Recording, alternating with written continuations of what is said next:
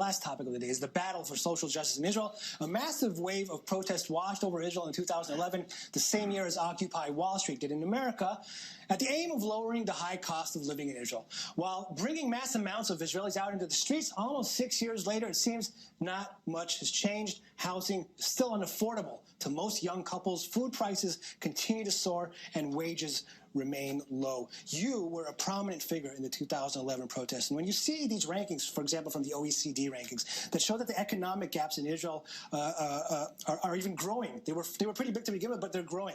One of the highest in the West. How does that make you feel? Was it all for nothing?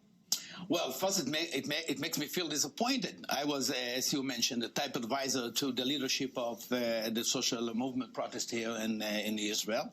And we have, at the time, identified the problem, analyzed the problem. And the main problem that is responsible for the huge gaps between rich and poor, and the housing crisis, and so forth and so on, crisis in the field of health, education, and so forth, is the following.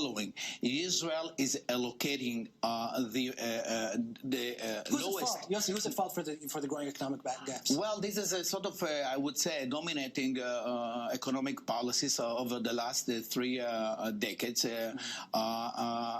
actually demanding that public expenditures to social services would be dwindled and would be reduced. And this is the main reason. This is, the main comparison when you want to compare Israel to OECD's country. You see, if you wish, the source of the problem, the public expenditure to social services in Israel is the lowest, almost the lowest, compared to many other, all OECD's countries.